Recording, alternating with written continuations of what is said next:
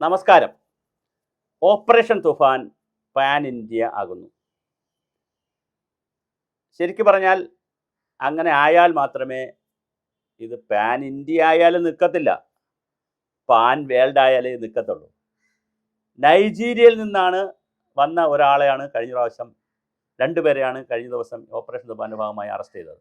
നൈജീരിയയിൽ നിന്ന് വന്നവരാണ്, നൈജീരിയൻ പൗരത്വമുള്ളവരാണ്. അപ്പം ലോകത്തിൻ്റെ പ്രത്യേകിച്ച് ആഫ്രിക്കൻ രാജ്യങ്ങളിൽ നിന്നൊക്കെ വളരെ വ്യാപകമായി ലഹരി വസ്തുക്കൾ ഇന്ത്യയിലും കേരളത്തിലും വരുന്നുണ്ട്.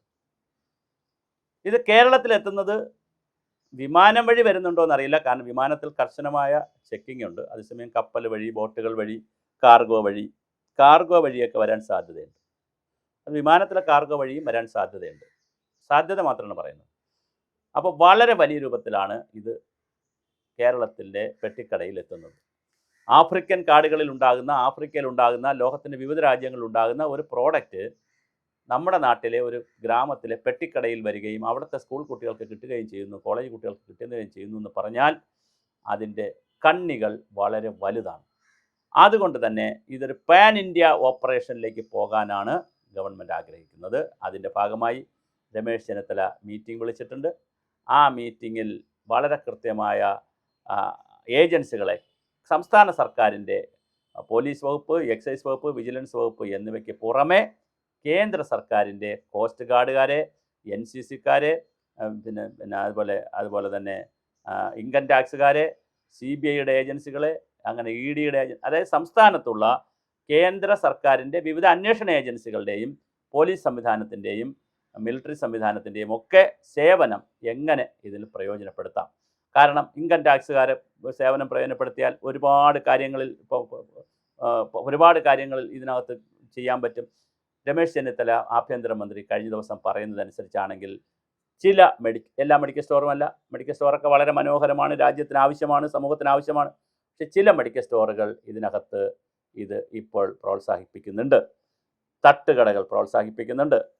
പിന്നെ പെട്ടിക്കടകൾ ഇതിനകത്ത് വരുന്നുണ്ട്.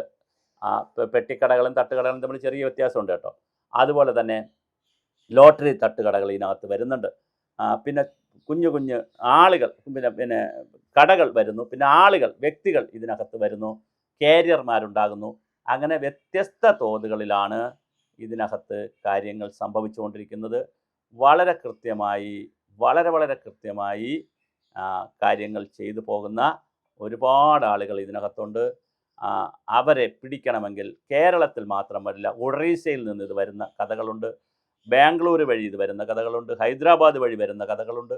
അങ്ങനെ യാത്ര ചെയ്ത് വരുന്നവരും, അതുപോലെ ഒരുപാട് പെരുമ്പാവൂർ കേന്ദ്രമായി പിടിച്ചപ്പോഴാണ് മനസ്സിലായത് അന്യ സംസ്ഥാനത്ത് നിന്ന് തൊഴിലെടുക്കാൻ ഇവിടെ വരുന്നവർ നാട്ടിൽ പോയിട്ട് വരുമ്പോൾ അവർ കൊണ്ടുവരുന്ന ബാഗുകളിൽ ഇത് ക്യാരി ചെയ്യുന്നുണ്ട്. അപ്പോൾ അങ്ങനെ വളരെ വ്യത്യസ്തമായ, വളരെ സീരിയസ് ആയിട്ടുള്ള ഒരു എഫർട്ടായിട്ടാണ് ഇതിനെ കാണുന്നത്. ഇത് കേവലം ഒരു പരിപാടിയായിട്ട് 2-3 ആഴ്ച പോലും ആയിട്ടില്ല. ആയിരക്കണക്കിന് പേരെ പിടിക്കാൻ പറ്റി. കോടിക്കണക്കിന് രൂപ വിലയുള്ള ഈ ലഹരി പദാർത്ഥങ്ങൾ നശിപ്പിക്കാൻ പറ്റി. 2000-ലധികം ആളുകൾ ജയിലിൽ കിടക്കുന്നു. വളരെ വലിയ ഓപ്പറേഷനാണ് കേരളത്തിൽ നടക്കുന്നത്. സൈലൻ്റാണ്, നിശബ്ദമാണ് ഈ ഓപ്പറേഷൻ പാൻ ഇന്ത്യ ആക്കുവാനുള്ള തീരുമാനമാണ് ഇപ്പോൾ എടുത്തിരിക്കുന്നത്. വളരെ സന്തോഷമാണ്. അങ്ങനെ പാൻ ഇന്ത്യ തീരുമാനത്തിൽ ഇത് പോകട്ടെ. അപ്പോൾ തീർച്ചയായിട്ടും പാൻ ഇന്ത്യ ലിമിറ്റഡിലേക്ക് ഇത് പോകണം.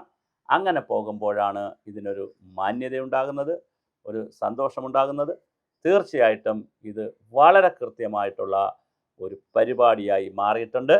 ഇത് ഇന്ത്യ ഗവൺമെൻറ്റിൻ്റെ വ്യത്യസ്ത ഏജൻസികൾ കൂടി ഇടപെട്ടാൽ മാത്രമേ കഴിയുകയുള്ളൂ. ഒരു കാലഘട്ടത്തിൽ, അതായത് ഒരു 4-5 വർഷം മുമ്പ്, 2-3 വർഷം മുമ്പ് കേന്ദ്ര ആഭ്യന്തര വകുപ്പ് മന്ത്രി കേരളത്തിൽ തന്നെ വന്ന് അമിത്ഷാ ഇതിനെക്കുറിച്ച് അഭിപ്രായം പറഞ്ഞു. കേന്ദ്ര സർക്കാരിൻ്റെ എല്ലാ സഹായവും കൊടുക്കുമെന്ന് പറഞ്ഞിരുന്നു. പക്ഷേ ഇപ്പോഴാണ് ഇതൊരു പദ്ധതിയായി വന്നത്. ഒരു ഓപ്പറേഷൻ തൂഫാൻ എന്ന പേരിൽ, operation Toofan the narcotic hunt എന്ന പേരിൽ വന്നിരിക്കുന്ന മനോഹരമായൊരു പദ്ധതിയാണ്. അതുകൊണ്ട് തന്നെ ഈ പദ്ധതിയെ വളരെ കൃത്യമായി ഇത് ചെയ്യേണ്ടതുണ്ട്. അതിനു വേണ്ടിയിട്ടുള്ള പ്രവർത്തനങ്ങൾ നടത്തേണ്ടതുണ്ട്.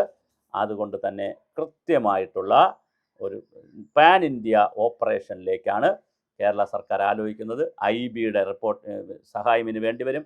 കേന്ദ്ര ഇൻ്റലിജൻസിൻ്റെ സേവനം വേണ്ടിവരും. അങ്ങനെ എല്ലാവരുടെയും സേവനത്തോടു കൂടി വളരെ വലിയ ഓപ്പറേഷൻ്റെ അടുത്ത ഘട്ടത്തിലേക്കാണ് ഓപ്പറേഷൻ തൂഫാൻ കടക്കുന്നത്. ഭാഗ്യവശാൽ ഇതിനോടൊക്കെ മമതയുള്ള SPC പദ്ധതിയൊക്കെ തുടങ്ങി പുതിയ തലമുറയോട് വലിയ കാരുണ്യവും കരുണയും അവരെ അങ്ങനെയുള്ള പുതിയ തലമുറയെ വാർത്തെടുക്കണമെന്ന് ആഗ്രഹമുള്ള ഒരു ADGP ആണ് ലാൻഡ് ഓർഡറിൻ്റെ ചുമതല. അപ്പോൾ എന്തായാലും ലഹരി വിൽക്കാൻ നടക്കുന്നവരും ഉപയോഗിക്കുന്നവരും ഒന്ന് ഭയന്നേ കഴിയൂ. വളരെ കൃത്യമായിട്ടുള്ള ഒരു ഓപ്പറേഷൻ പരിപാടി നടക്കുന്നു. ഓപ്പറേഷൻ തൂഫാൻ പാൻ ഇന്ത്യയിലേക്ക് പോകുന്നു. ഇവിടെ അമിത്ഷായുടെ ശക്തമായ പിന്തുണ കേന്ദ്ര ആഭ്യന്തര വകുപ്പ് മന്ത്രി എന്നുള്ള നിലയിൽ, BJP നേതാവ് എന്നുള്ള നിലയിലല്ല, കേന്ദ്ര ആഭ്യന്തര വകുപ്പ് മന്ത്രി എന്നുള്ള നിലയിൽ അമിത്ഷായുടെ ശക്തമായ പിന്തുണ ഇതിനാവശ്യമുണ്ട്. അത് രാഷ്ട്രീയം നോക്കാതെ, അവിടെ BJP ആണ്, ഇവിടെ കോൺഗ്രസ് ആണെന്നും നോക്കാതെ, UDF ആണെന്ന് നോക്കാതെ, ഒരു രാജ്യത്തിലെ ഒരു ജനതയുടെ യുവതലമുറയുടെ വിദ്യാർത്ഥികളുടെ ജീവിതമാണ് പ്രധാനം എന്ന് മനസ്സിലാക്കിക്കൊണ്ടുള്ള വളരെ കൃത്യമായ പ്രവർത്തനങ്ങൾ നടക്കട്ടെ. അത് നടത്തുന്നത് വളരെ നല്ലതാണ്. നമുക്ക് അതിലേക്ക് നീങ്ങാം. കൃത്യമായി പാൻ ഇന്ത്യ പരിപാടിയാണ് ഇപ്പോൾ നടക്കുന്നത്. അതിൻ്റെ മീറ്റിംഗ് നടക്കുന്നത് കേൾക്കുന്നു. കേന്ദ്രത്തിൻ്റെ വിവിധ ഏജൻസികൾ കേരളത്തിലുണ്ട്. ആ ഏജൻസികളുടെ പ്രവർത്തന ഫലമായും ഇല്ലെങ്കിൽ കൂടുതൽ ഏജൻസികളെ ബന്ധപ്പെടുത്തിക്കൊണ്ടും കൃത്യമായ ഒരു ഓപ്പറേഷൻ പാൻ ഇന്ത്യ, ഓപ്പറേഷൻ തൂഫാൻ പാൻ ഇന്ത്യ പരിപാടി നടക്കാനുള്ള എല്ലാ സാധ്യതയുമുണ്ട്. അത് സോഴ്സ് കണ്ടെത്തി നശിപ്പിക്കുക എന്നുള്ളതാണ് വളരെ പ്രധാനം. കാരിയർമാരെ മാത്രമോ ഉപയോഗിക്കുന്നവരെ മാത്രമോ വച്ചുകൊണ്ട് ഇതിൻ്റെ വേര് പിഴുതെറിയാൻ കഴിയില്ല. അത് നശിപ്പിക്കണമെങ്കിൽ സോഴ്സ് കൂടി കണ്ടെത്തണം. അത് കേരളത്തിൽ മാത്രം വ്യാപിച്ച് കിടക്കുന്നതല്ല, പാൻ ഇന്ത്യയാണ്, പാൻ വേൾഡാണ് എന്നുള്ളതാണ് സത്യം.